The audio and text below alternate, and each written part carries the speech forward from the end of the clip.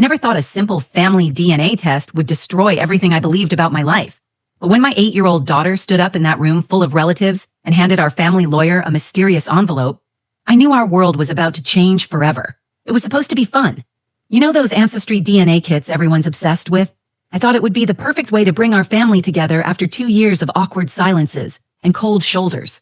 My name is Maya Brooks, and I'm 42 years old. I work in marketing, I'm divorced, and I've spent my entire life feeling like I don't quite fit anywhere, especially in my own family. The person who always made me feel like I belonged was my late husband, Marcus. He died of a sudden heart attack 2 years ago, leaving me to raise our daughter Zoe alone. Zoe is 8 now, and she's got this quiet wisdom that sometimes catches me off guard. She was always Daddy's little helper, and even now she carries around this worn backpack filled with what she calls Daddy's important things. My mother, Carol, is 68, a retired teacher who has always been the family matriarch. She's got this way of making you feel small without even trying. She's been especially distant since Marcus died, like she's building walls I can't climb over. Then there's my Uncle Victor, who's 65 and never misses a chance to remind me that I'm different from the rest of the family. He's got money, he's got opinions, and he's never been shy about sharing either. When I planned this DNA reveal party, I invited our family lawyer, Nathan Reed, to witness everything. There had been some questions about inheritance after Marcus passed, and I thought having everything official might help smooth things over. Nathan has been our family attorney for years, and he knew Marcus better than almost anyone. I spent weeks preparing for this day. I made charts, bought special envelopes for everyone's results, and even prepared a simple family tree that Zoe could understand. I wanted her to feel connected to her heritage, to understand where she came from. I had no idea that everything I thought I knew about where I came from was a lie. Looking back now, I should have noticed the signs. The way my mother's hands shook when she opened her DNA kit. The way Uncle Victor kept making jokes about how I was going to find out I was adopted. The way my 8-year-old daughter clutched that backpack tighter every time someone mentioned family secrets. But I was so focused on bringing everyone together, on healing the rifts that had grown wider since Marcus died, that I missed all the warning signs. I thought I was planning a celebration. Instead, I was setting the stage for the biggest revelation of my life. What I didn't know was that my precious little girl had been carrying the key to our family's darkest secret for 2 whole years. Marcus had trusted her with something so explosive that it would shatter 3 generations of carefully constructed lies, and she had been waiting, with the patience only a child can have, for exactly the right moment to reveal it. That moment came when the DNA results showed I shared 0% genetic material with the people who raised me. When Uncle Victor looked at me with that cruel smile and said I didn't belong, when my mother stared at the floor like she couldn't bear to look at me, that's when my 8-year-old daughter became the bravest person in the room. She stood up, reached into that backpack, and pulled out an envelope that would change everything we thought we knew about our family. When she handed it to Nathan Reed, I saw something in his eyes that terrified me. He knew what was coming. Somehow he had been waiting for this moment too. The envelope was thick, official looking, and sealed with the kind of care that comes from handling something precious and dangerous. As Nathan's hands trembled, opening it, as his face went completely white reading the contents, I realized that my husband had orchestrated this entire moment from beyond the grave. He had known this day would come. He had prepared our 8-year-old daughter to be the keeper of a truth so powerful it would rewrite our entire family history. And he had trusted her completely, to know exactly when and how to reveal it. In that moment, watching my little girl stand there with such quiet determination, I knew that whatever was in that envelope would either destroy us or set us free. There was no going back. The truth was finally going to come out, and it was going to come from the most unexpected source imaginable. My 8-year-old daughter was about to become the hero of a story I didn't even know we were living. Growing up, I always felt like I was living someone else's life. While my mother, Carol, had these striking green eyes and auburn hair that caught the light just right, I had boring brown hair and hazel eyes that never seemed to match anything. My father, Marcus, used to joke that I got the mystery genes, but it never felt like a joke to me. It felt like a constant reminder that I didn't quite belong. Carol was the kind of mother who corrected your posture at the dinner table and made sure your homework was perfect before you could watch television. She taught 3rd grade for 35 years, and sometimes I felt like she was still teaching me lessons I couldn't quite grasp. There was always this distance between us, like she was looking at me through glass. When other mothers would brag about their daughters, Carol would smile politely and change the subject. Uncle Victor made sure I never forgot how different I was. At every family gathering, he'd make his little comments. Maya's got her own unique style, doesn't she? Or, well, Maya's always been the creative one in the family, but the way he said it made creativity sound like a character flaw. He'd ruffle my hair and call me the family's wild card, and everyone would laugh like it was endearing. It never felt endearing to me. The only person who made me feel completely accepted was Marcus. From the moment we met in college, he had this way of looking at me like I was exactly who I was supposed to be. He never questioned why I was so different from my family, never made me feel like I needed to fit into some predetermined mold. When we got married, he used to say that he fell in love with my independence, my ability to think outside the family box. Marcus was the bridge between me and my family. He could make Carol laugh in ways I never could. He'd spend hours listening to Uncle Victor's business stories without rolling his eyes. He made family gatherings bearable because he genuinely enjoyed people in a way that came naturally to him, but felt impossible for me. When Zoe was born 8 years ago, I thought maybe things would change. Maybe having a grandchild would soften Carol's edges, make her warmer toward me, and it did to some extent. She adored Zoe from the moment she was born, but even then, I noticed how she'd comment on Zoe's features. "She has Marcus's eyes," she'd say, or "She definitely got the Brooks nose from her father's side." Never anything that connected Zoe to my side of the family. Marcus noticed it too, though he never said anything directly. Instead, he made sure Zoe knew she was special exactly as she was. He'd take her on these little adventures, just the two of them, and they'd come back with inside jokes and shared secrets. Zoe worshipped her father, and he treated her like she was the most important person in his world. The first sign that something was seriously wrong came 2 years ago, on a Tuesday morning in March. Marcus collapsed at work, and by the time I got to the hospital, he was already gone. Massive heart attack at 45 years old. No warning, no symptoms, no chance to say goodbye. One day, he was making Zoe pancakes in the shape of butterflies, and the next day, he was gone. That's when the real distance with my family started. Carol grieved Marcus like she had lost her own son, which I understood. But she also seemed to retreat from me completely, like losing him had severed the only connection we'd ever really had. Uncle Victor stopped making his little jokes about me being different. Instead, he just looked at me with this expression I couldn't read, like he was waiting for something. The inheritance issues started almost immediately. There were questions about some property Marcus owned, some investments he'd made, and a trust fund he'd set up for Zoe. Nothing dramatic, but enough legal complexity that Nathan Reed suggested we might need to clarify some family relationships for the paperwork. That's when Carol made her first strange comment. "Some things are better left alone," she said, when Nathan mentioned the possibility of genetic testing to establish clear lineage for the trust.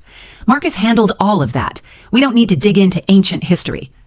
But Zoe was struggling without her father, and I was desperate to find ways to connect our small family to something bigger. When those Ancestry DNA kits went on sale last Christmas, I thought they'd be perfect. We could learn about our heritage, maybe find some distant relatives, give Zoe a sense of belonging to something larger than just the two of us. I should have paid more attention to how quiet Zoe got when I mentioned the DNA tests. She'd been carrying that backpack everywhere since Marcus died, claiming it held Daddy's important papers, but I figured it was just her way of staying close to his memory. I never imagined that inside that worn backpack was the key to understanding why I'd spent 42 years feeling like a stranger in my own family. The morning of the DNA reveal party, as I set up Carol's living room with charts and notebooks, I felt hopeful for the first time in months. Finally, we were going to have some answers.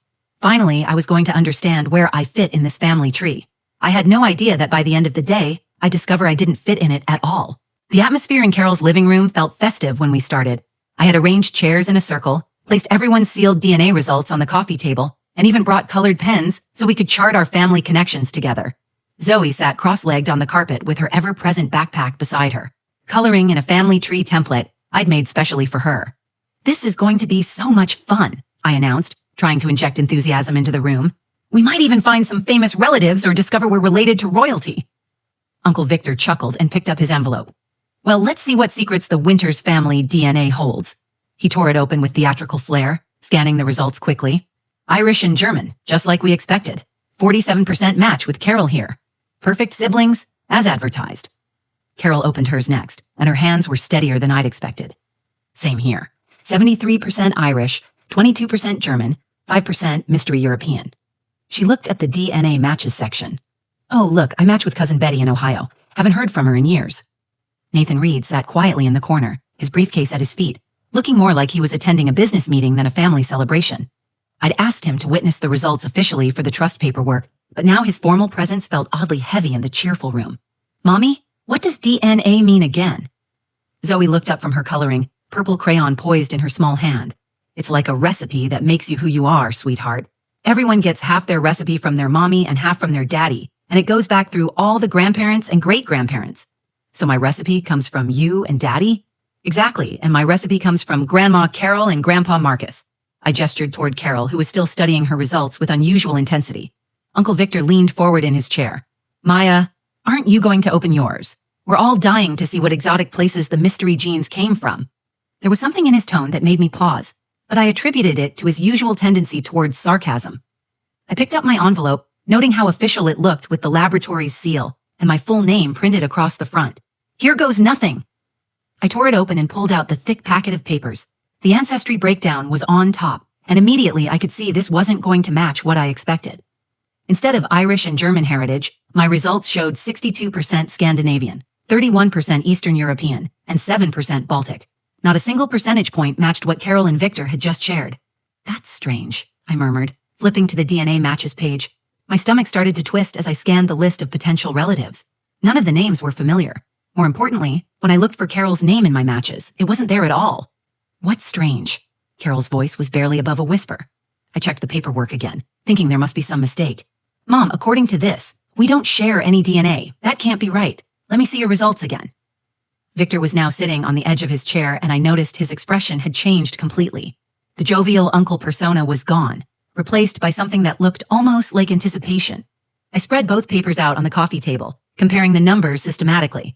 Carol showed as Irish and German. I showed as Scandinavian and Eastern European. In the DNA matches section, we had zero overlap. According to these scientific results, we were complete strangers. There has to be an error, I said, my voice getting higher. These tests make mistakes sometimes, right? Maybe they mixed up the samples. The room had gone completely quiet except for the sound of Zoe's crayon moving across her paper. Even she seemed to sense the tension building around the adults. Uncle Victor set down his results and looked directly at me with an expression I'd never seen before. His voice was cold and deliberate when he spoke. Well, I guess that settles it once and for all. You really don't belong in this family, do you, Maya? The words hit like a physical blow. What did you say? I said you don't belong. The DNA doesn't lie, sweetheart. You're not a Winters and you never were. Zoe stopped coloring and looked up at her uncle with confusion, written across her 8-year-old face. Uncle Victor, why are you being mean to my mommy? Carol was staring at the floor like she was trying to disappear into it. Her hands were clasped so tightly in her lap that her knuckles had turned white. I felt my entire world shifting beneath me. 42 years of feeling different, of not quite fitting in, of wondering why I was the odd one out in every family photo suddenly made a horrible kind of sense. Mom, my voice was shaking now. Mom, look at me. What's going on? There has to be a mistake with these tests. Carol lifted her head just enough to meet my eyes, and what I saw there terrified me. It wasn't surprise or confusion. It was resignation, like she'd been waiting for this moment for decades. There's no mistake, she whispered. That's when Zoe stood up. My small, quiet daughter rose from her spot on the carpet with a determination that seemed far too adult for her age. She was clutching her backpack against her chest, and her voice was steady in a way that made everyone in the room turn to look at her. Daddy told me something important before he went to heaven. The entire room froze when Zoe spoke. My 8-year-old daughter, who'd been quietly coloring just moments before, was now standing in the center of our family circle, with the kind of composure that made my heart race. She hugged her backpack tighter against her small chest, and I could see her father's determination in the set of her jaw. What did Daddy tell you, sweetheart? I asked, trying to keep my voice gentle despite the chaos spinning in my head. Zoe looked around the room at each adult face, her young eyes taking in Uncle Victor's cruel smirk, Carol's guilty posture, and Nathan Reed's increasingly uncomfortable expression. When she spoke, her words were careful and precise, like she'd been rehearsing them. Daddy said that sometimes grown-ups keep secrets because they think it will protect people they love. But he said secrets can hurt people too, especially when they make someone feel like they don't belong. My breath caught. Marcus had been preparing our daughter for this moment, somehow knowing that one day the truth about our family would come crashing down around us. He gave me something very important to keep safe, Zoe continued, unzipping her backpack with deliberate movements. He said if there was ever a day when people got confused about our family, or if Mommy looked really sad and scared about where she came from, I should give this to Mr. Nathan. She pulled out a large manila envelope, thick with papers and sealed with tape that had yellowed slightly with age. Across the front, in Marcus's familiar handwriting, were the words, "For Maya, when the truth can no longer wait." Nathan Reed stood up abruptly, his face pale. "Zoe, sweetheart, are you sure your daddy wanted you to give that to me today?" Zoe nodded solemnly. "He made me promise super hard. He said you're the person who helps families with important papers and that you'd know what to do with Daddy's truth." I stared at the envelope in my daughter's small hands, feeling like I was standing at the edge of a cliff. Everything in my life had led to this moment, and I knew that whatever was inside that envelope would either destroy me or finally set me free. Maya, perhaps we should discuss this privately, Nathan said, his lawyer instincts kicking in, without Zoe present. No. The word came out stronger than I felt. Zoe has been carrying this burden for 2 years. She's been braver than any of us, and she deserves to see this through. Carol suddenly came alive, panic flooding her voice. Maya, please, think about what you're doing. Some things are better left buried. Think about Zoe. Think about what this could do to her. But I looked at my daughter, who had spent 24 months keeping her father's secret with the patience and wisdom that sometimes only children possess, and I knew she was stronger than any of us had given her credit for. Zoe, I said, kneeling down to her eye level, are you absolutely sure Daddy wanted you to do this today? She nodded without hesitation. He said I would know the right time because you would look lost and sad, and people would be saying mean things about you not belonging. He said when that happened, I should be brave and help our family find the truth. Uncle Victor leaned back in his chair, his expression shifting from cruel amusement to something closer to concern. Maya, maybe your mother's right. Maybe some stones are better left unturned. Are you kidding me? I stood up, anger finally overriding my fear. You just told me I don't belong in this family. You've spent my entire life making me feel like an outsider, and now you want me to ignore the one chance I have to understand why? I turned to Nathan, my decision crystallizing. Take the envelope. Whatever Marcus left for me, whatever he trusted our 8-year-old daughter to carry for 2 years, I need to know what it is. Nathan hesitated, looking between me and Carol. Maya, as your attorney, I have to warn you that some revelations can't be undone. Once we open this, there's no going back. There's already no going back, I said, gesturing to the DNA results scattered across the coffee table. According to science, I'm not related to anyone in this room except Zoe. I've spent 42 years feeling like I don't fit anywhere, and my husband apparently knew why. I deserve to know the truth. Zoe walked over to Nathan and held out the envelope. Mr. Nathan, Daddy said you're the kindest grown-up he knew, and that you'd help Mommy understand everything even when it's scary. Nathan took the envelope with trembling hands. I could see him reading Marcus's handwriting on the front, and something in his expression told me he had been expecting this moment too. Daddy also said, Zoe added, returning to stand beside me and slipping her small hand into mine, that families are made of love, not just DNA. He said that's the most important thing to remember when the truth comes out. I squeezed my daughter's hand, drawing strength from her unwavering faith in her father's plan. Whatever was in that envelope, whatever truth Marcus had hidden for decades, we were going to face it together. Nathan broke the seal, and I held my breath as he began to read. Nathan's hands visibly shook as he pulled the first document from the envelope. His eyes widened as he scanned the page, and I watched the color drain completely from his face. He looked up at me, then at Carol, then back down at the papers with an expression of complete shock. Maya, I think you should sit down for this, he said quietly. Just tell me what it says, I demanded, my heart pounding so hard I could hear it in my ears. Nathan took a deep breath and held up the first document. This is a hospital record from St. Mary's Hospital, dated 42 years and 3 months ago. It shows that Carol Winters gave birth to a daughter who lived for only 6 hours due to severe heart defects. The room went dead silent. Carol let out a sound that was somewhere between a gasp and a sob. That can't be right, I whispered. I'm here, I'm alive. Nathan pulled out the second document, his voice becoming more clinical as he continued. This is an unofficial adoption placement record, also from 42 years ago. It shows that 3 days after Carol's biological daughter died, a baby girl was placed in the Winters household through a private arrangement. The biological parents were listed as Jennifer and Thomas Larson, ages 19 and 21, who died in a car accident when the baby was 6 months old. I felt like the ground was disappearing beneath me. Are you saying I'm adopted? Not legally, Nathan said grimly, pulling out a third document. This appears to be a confession letter written by Marcus, and it's dated just 2 months before his death. He cleared his throat and began reading Marcus's familiar handwriting aloud. To my beloved Maya, if you are hearing this, it means the truth has finally come to light.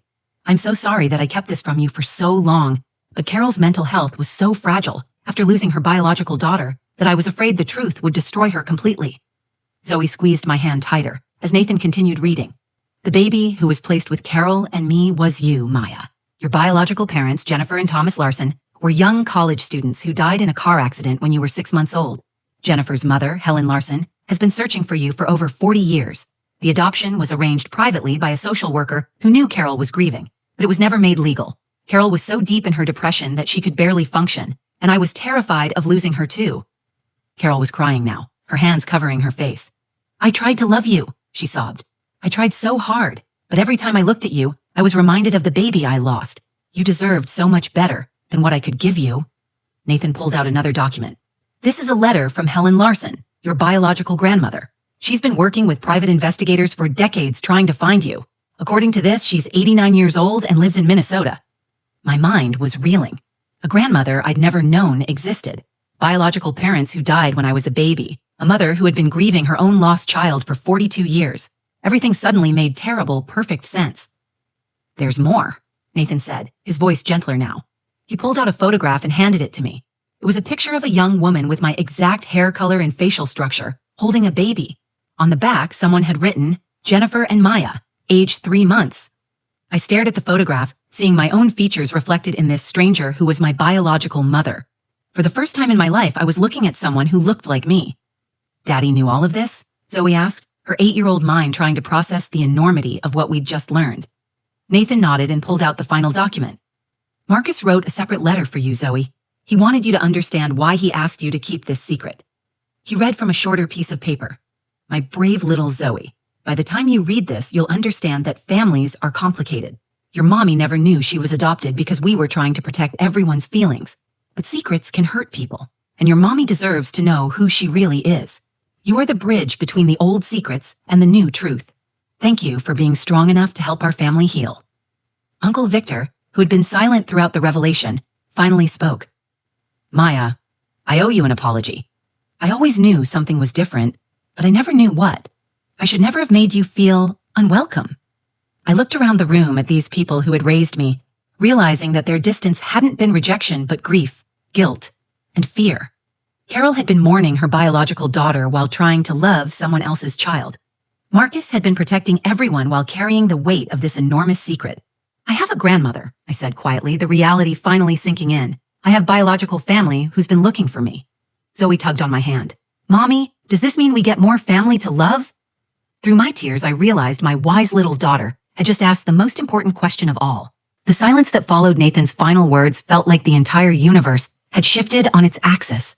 I sat there holding a photograph of my biological mother, a woman I'd never known existed, while my 8-year-old daughter squeezed my hand with the kind of strength that only comes from pure love. Carol was the first to break the silence. She walked over to where I was sitting and knelt down in front of me, her eyes red with tears, but clearer than I'd seen them in years. Maya, I need you to know that your father Marcus loved you from the moment you came into our lives. He was the one who insisted we keep you, who fought for you when I was too broken to fight for anything. I was drowning in grief, and I let that grief poison the way I treated you for 42 years. That's on me, not on you. I looked at this woman who had raised me, seeing her clearly for the first time. She wasn't the cold, distant mother I'd always perceived. She was a woman who had lost her biological child and had been given someone else's baby to love, but had never properly grieved that loss or learned how to separate her pain from her love for me. I understand now why I never felt like I belonged, I said quietly. But Carol, you did love me. Maybe not the way I needed, but you kept me safe. You raised me. That counts for something. Uncle Victor stood up abruptly and walked to the window, his back to all of us. When he finally turned around, I saw something in his expression I'd never seen before. Shame. Maya, I've been cruel to you your entire life because I knew something was different. And instead of being curious or compassionate, I used it as a weapon. I made you feel like an outsider because it made me feel superior somehow. I'm ashamed of the man I've been to you. Nathan carefully gathered all the documents back into the envelope. Maya, there's contact information for Helen Larson in here, your biological grandmother. According to Marcus's notes, she's been hoping for this day for over 40 years. The thought of having a grandmother who had actually been searching for me, who wanted to know me, felt overwhelming and wonderful at the same time. Zoe, who had been listening to everything with the remarkable patience children sometimes possess, tugged on my sleeve. Mommy, are you sad or happy? I pulled my daughter onto my lap, marveling at how this little person had carried such an enormous secret with such grace. I'm both, sweetheart.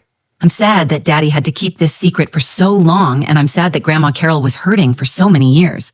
But I'm happy that we finally know the truth, and I'm happy that we might have more family to love. Daddy was really smart, Zoe said matter-of-factly.